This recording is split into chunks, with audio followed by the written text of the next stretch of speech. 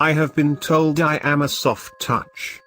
No, that's putting it too mildly. I'm one of those suckers they say is born every minute. So when the girl, Alyssa, she said her name was, came to my door all battered and bruised, yeah, of course, I helped her. Of course, I completely skipped over the part where I asked any number of important questions you ask before letting a stranger into your home. No, I just got out the first aid kit, bandaged her cuts and scrapes, and made her a cup of hot tea while she sniffled and looked at me with big blue eyes full of gratitude and vulnerability.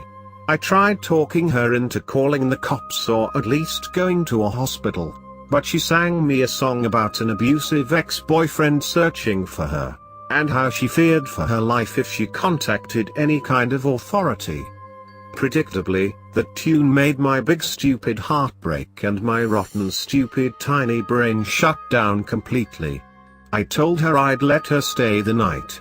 I had a flight to catch in the morning, but on the way to the airport I'd drop her off at a women's shelter I knew of where she'd be safe. She hugged me, and cried, and thanked me ... and I just ate it up. I could plead a recent illness addling my mind, but that'd be dishonest. It wasn't sickness, it was just stupid. Maybe I shouldn't have been surprised. This is a recurring theme with me. People have conned me all my life. I've been conned out of money, out of jobs ... Being conned out of my body was a first, though. When I woke the next morning, I found myself in the guest room, where I'd put her to sleep last night. I screamed when I saw my reflection in the mirror by the bed. And for probably 10 minutes thereafter, I was her. The battered, bruised, sunken-eyed waif I'd dragged in off the street last night ... I was in her body. When I recovered enough to move, I ran in a panic through the house, searching for ... well, me. But my body was nowhere to be seen. Nor, I discovered, was my phone, my car keys, the bags I'd packed, or my freaking ticket to Hawaii. What I did find after I circled back into the guest room, was a note, in a hand disturbingly similar to my own. I'm sorry. You seem like an okay lady. The thing is ... well, you've got a lot of things I don't. And I've got a lot of baggage I'd just as soon leave behind. The one thing of my own that I do have, though, is knowledge. Old knowledge. About old ways, passed down from mother to daughter in my family for generations. I won't bore you with the details, but the gist of it is that on the day of the vernal equinox, when Mother Earth gets a new lease on life ... so do I. I can, in effect, switch places with someone.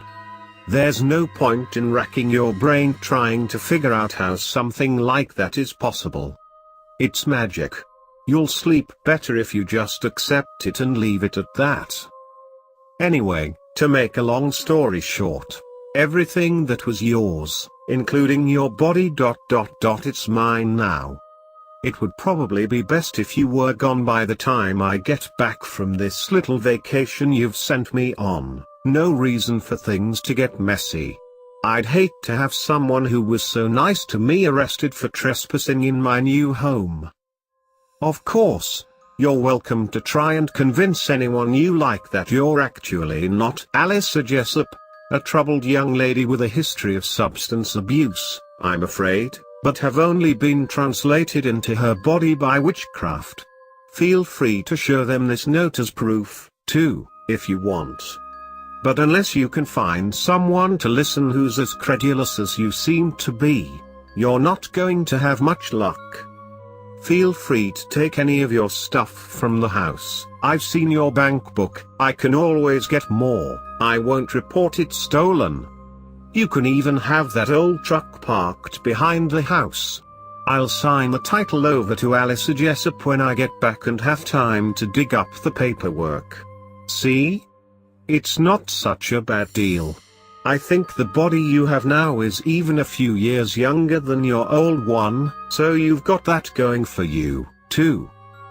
Thanks again, and don't let the door hit you in my cute little ass on your way out. I screamed, crushing the note in my hands. I raged and wept, trying to wake up from this nightmare I'd found myself in. The reality of it sunk in. I was stuck in Alice's body. My body was gone. I was stuck in Alice's body. Everything I owned now belonged to her, the woman I'd let into my home because I felt sorry for her. I was in her body. My sobs slowly died, and manic, hysterical laughter took their place. I laughed myself hoarse, I laughed till I cried all over again until I almost passed out from not being able to catch my breath. I lay on the bed, still shaking with suppressed mad giggles, the girl's thick, skanky ass mascara running down my face in long black rivulets.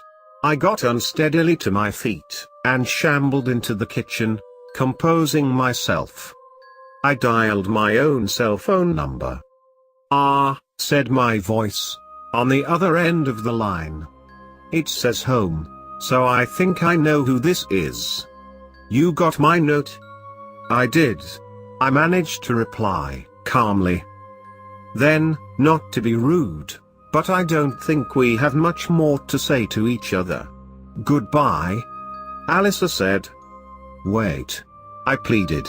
"One more thing, just one thing." She sighed. "All right, what?" Well, I want to thank you," I said. The line was silent for a moment. Wow, that's new. Most people don't appreciate the benefit they gain from this arrangement. They only see the downside. That's very mature of you.